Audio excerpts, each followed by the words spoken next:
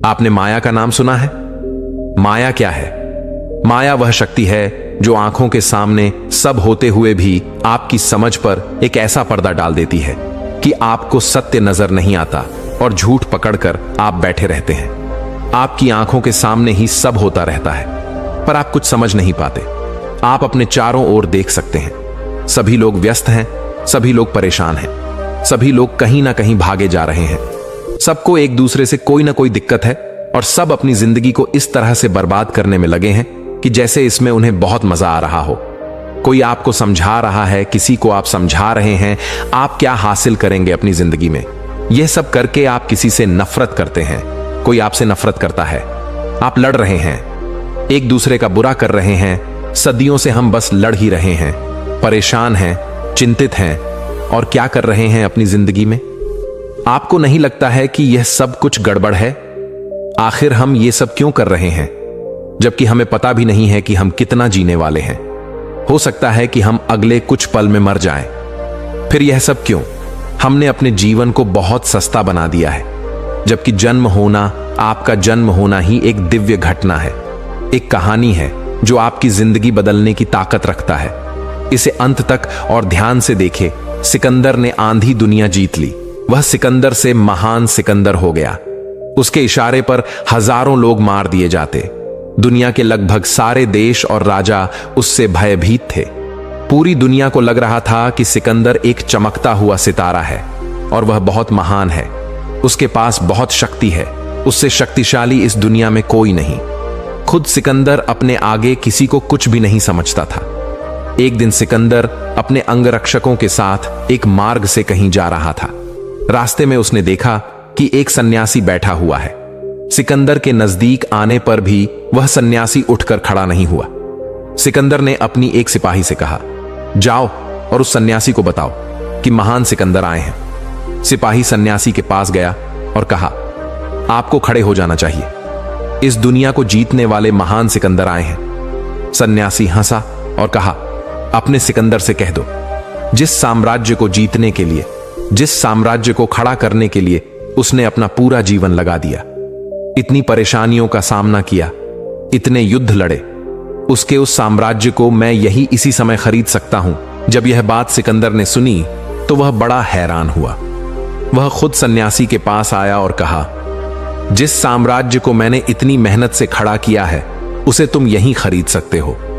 ऐसा क्या है तुम्हारे पास जो मेरे साम्राज्य की कीमत अदा कर सके? सन्यासी ने कहा, पहले तुम मेरी एक बात का जवाब दो। अगर तुम किसी मरुस्थल में फंस गए हो, खो गए हो और तुम्हें बहुत प्यास लग रही हो और आसपास पानी का नामो निशान ना हो और तुम्हारे प्राण तुम्हारे गले में अटक रहे हो, सिर्फ एक गिलास पानी ही तुम्हें बचा सकता हो और मैं तुम्हें वहां मिलूं और मैं तुमसे कहूं कि इस एक गिलास पानी के बदले तुम मुझे क्या दे सकते हो, तब तुम क्या दोगे? सिकंदर ने कहा, मैं आपको एक राज्य का राजा बना दूंगा। सन्यासी ने कहा, मैं इतने सस्ते में वह पानी का गिलास तुम्हें नहीं दे सकता। अगर तुमने सही कीमत नहीं लगाई तो मैं वहां से चला जाऊंगा और तुम प्यास से मर जाओगे। सोच समझकर कीमत लगाओ, क्या तुम खरीद सकते हो मुझसे वह एक गिलास पानी?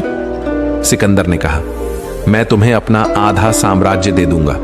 सन्यासी ने कहा, इतना सस्ता नहीं, मैं इतने सस्ते में तुम्हें वह पानी का गिलास नहीं दूंगा। सोच समझकर कीमत लगाओ, नहीं तो मैं वहां से चला जाऊंगा। क्या तुम्हारी जान की कीमत तुम्हारा राधा साम्राज्य ही है? सिकंदर ने कहा, तो फिर ठीक है, बात अगर मेरे जीवन की ही है तो मैं अपना पूरा साम्राज्य तुम्हें दे दूंगा। सन्यासी ने कहा, इतना सस्ता नहीं, अगर देर की तो तुम उस मरुस्थल में मर जाओगे, तुम्हारे प्राण उखड़ जाएंगे। बताओ क्या दे सकते हो?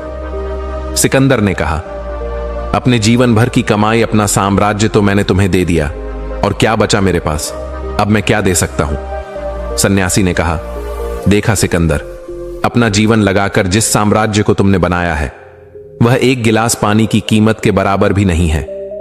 एक गिलास पानी में जो चला जाए, ऐसे साम्राज्य को बनाने में तूने पूरा जीवन लगा दिया तो तुमने क्या कमाया? एक गिलास पानी। सिकंदर सोच में पड़ गया। उसने कहा, मैं यह तो समझ गया हूं कि समय पड़ने पर यह पूरा साम्राज्य भी एक गिलास पानी की कीमत भी अदा नहीं कर सकता, लेकिन अगर कभी समय पड़ा और मुझे आपसे वह पानी का गिलास लेना हो तो मैं उसे आपसे कैसे ले सकता हूं, क्योंकि मेरा पूरा साम्राज्य तो उस एक गिलास पानी की कीमत भी नहीं चुका पा रहा। सन्यासी ने कहा, वह तो मैं तुम्हें ऐसे ही दे दूंगा। उस पानी पर मेरा कोई अधिकार नहीं है। पानी पर प्यासे का अधिकार होता है। तुम प्यासे हो तो वह पानी तुम्हारा है। वैसे भी ईश्वर ने किसी से पानी की कीमत कभी नहीं मांगी है। सिकंदर को पहली बार अपने झूठे घमंड अहंकार का एहसास हुआ। उसके मन पर माया का जो पर्दा पड़ा था उसमें दरार आ गई थी, पर सिकंदर ज्यादा न जी सका। किंतु मरते हुए वह यह सत्य जान चुका था कि इस दुनिया में ही उसने अपना समय खराब किया है। कोई भी साम्राज्य है, उसका खोया हुआ समय वापस नहीं लौटा सकता। इसी कारण से सिकंदर ने मरते समय अपनी वसीयत में कहा था कि जब उसकी अर्थी को बाहर निकाला जाए तो उसके दोनों हाथ बाहर की ओर लटका दिए जाएं, ताकि लोगों को पता चले कि सिकंदर को कुछ हासिल नहीं हुआ, वह खाली हाथ ही चला गया। मैं आपसे केवल इतनी ही विनती कर रहा हूं कि आप बहुत कीमती हैं। आपके द्वारा इकट्ठा किया गया कुछ भी इतना कीमती नहीं है। इतिहास गवाह रहा है, पूरी दुनिया जीतने वाला भी खाली हाथ ही गया है। दुनिया की चीजों का उपभोग करना गलत नहीं है, पर उन्हीं चीजों को अपना जीवन मान लेना बहुत गलत है, और हम लोग यही तो किए जा रहे हैं। घर को अपना जीवन मान लेते हैं, धन को अपना जीवन मान लेते हैं, पद और प्रतिष्ठा को अपना जीवन मान लेते हैं, चीजों को इकट्ठा करना ही अपने जीवन का मकसद बना लेते हैं। हम रोज छोटे मोटे झगड़ों में अपना समय बर्बाद कर लेते हैं। कभी बेफिक्र होकर एक दिन अपना निकालिए और सोचिए कि आप आज का दिन अपने लिए जिएंगे। जीवन बहुत खूबसूरत है, इसे बदसूरत हमने बना दिया है, और यह बात हमें दिखाई भी नहीं पड़ती। यही तो माया है। आपका जीवन कीमती है, आप कीमती हैं, आपका समय कीमती है। इसे ऐसे ही बर्बाद मत कर दीजिए, वरना जब समय नहीं रहेगा तब आपको इसकी कीमत पता चल जाएगी। दोस्तों, उम्मीद है कि आपको इस कहानी से एक अच्छी सीख मिली होगी। यह कहानी आपको कैसी लगी हमें कमेंट बॉक्स में कमेंट करके जरूर बताएं, और साथ ही इस कहानी को अपने दोस्तों के साथ जरूर शेयर करें ताकि उन्हें भी इस कहानी से कुछ सीखने को मिल सके।